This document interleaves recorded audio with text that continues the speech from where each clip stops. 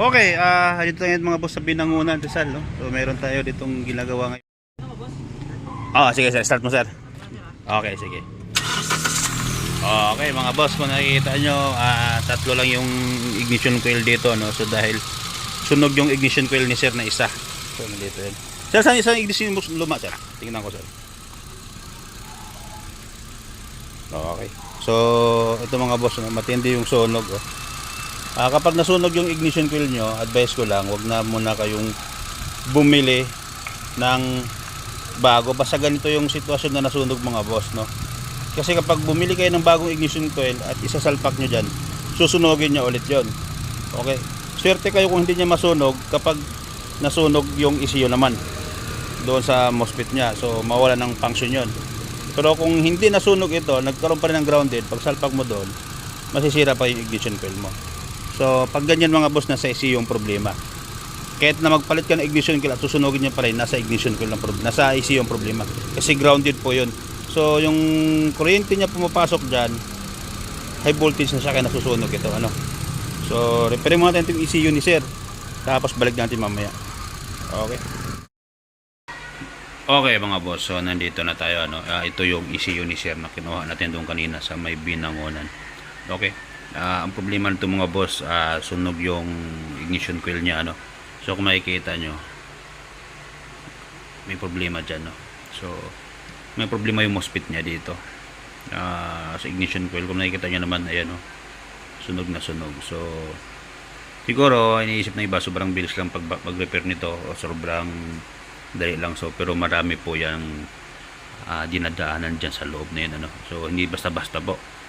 So repairing ko muna itong unit ni sir, ECU ni sir. Pagkatapos install natin mamaya sa unit niya, ano, para magamit niya na. Siguro last week pa ito nag-inquire sir sa akin. Medyo busy lang din, tapos hindi rin kami makatugma sa schedule, ano. So kaya ngayon lang kami nagpang-abot talaga. Okay, so gawin ko muna.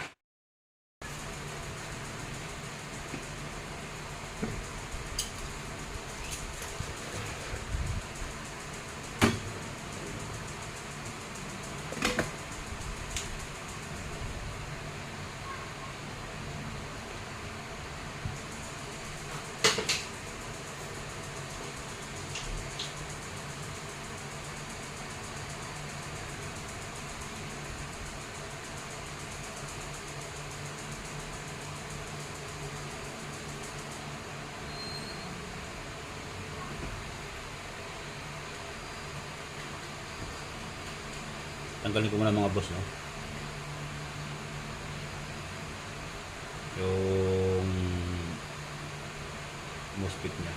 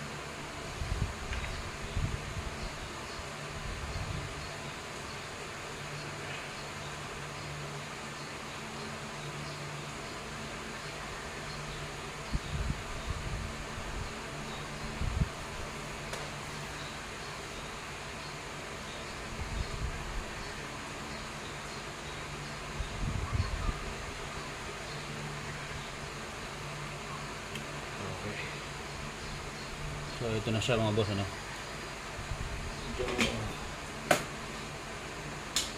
Ayan, oh, kita nyo yung sunog. Ayan, sunog na sunog, no. Ayan, lumubo. So palitan natin yan. Linisan lang muna natin to. Okay mga boss, so napalitan na natin, no. Kung nakita nyo, wala na yung lobo dyan dahil nandito na siya. Ayan, no, nakalas na natin. Hindi lang napopokus yung camera, pero nakita nyo naman, ano. Yan. Ayan, no. So palitan na natin siya. Ngayon, bubuhayin na natin to at i-install natin doon sa unit ni Sir, mga boss. Update ko kayo mamaya pag nandun na tayo sa unit ni Sir. Okay. Boss, nandito na tayo sa unit ni Sir, ano? So, tapos natin repairin. Napalit na rin tayo ng 4 na spark plug at 2 ignition coil, no? So, napalitan na natin yan. Tapos dito na tayo sa loob. Okay, i-scan natin. In-scan ko na siya.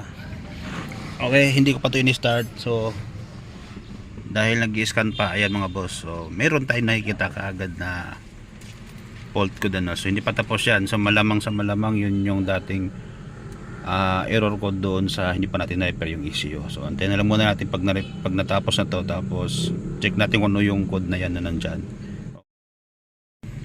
Okay mga boss, so tapos na siya, no? So meron tayong 6 na DTC. So titingnan natin yan kung ano yan. So tingin ko ito yung multiple misfire, ano? Kasi hindi pa kasi siya na-reset kanina. So ngayon titingnan natin kung ano yung code na yan. Tapos i-erase natin. Start para ma-check natin kung okay na ba yung ginawa.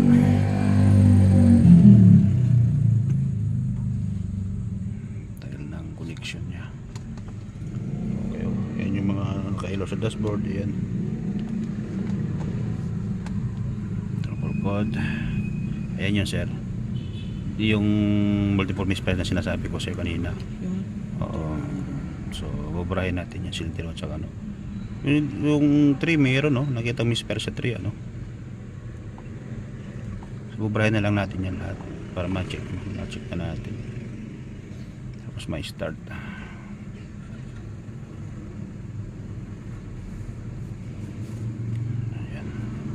Para sa 3. Yun yung ano, dun sa 1. Tapos yung sa 3, may mga ganun kasi nagdamay-damay na yung ano nila eh, yung error code nila. So okay na mga boss, ano, start natin. Tingnan natin kung aandar na siya.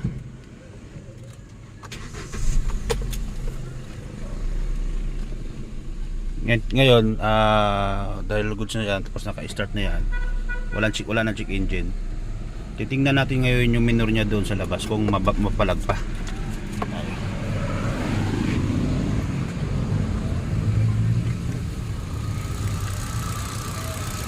Yan sir, wala nang galaw. Hindi ka tulad kaya na sobrang alog. Bukan ng aircon. Aircon mo sir. Katulad kaya ng mga boss, sobrang alog talaga siya, no?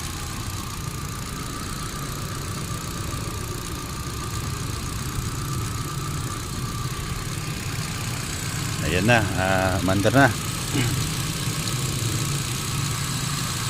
Okay. So natapos din yung gawa natin mga boss dito sa Binangonan, Rizal. Sabi sa Migran muna ako.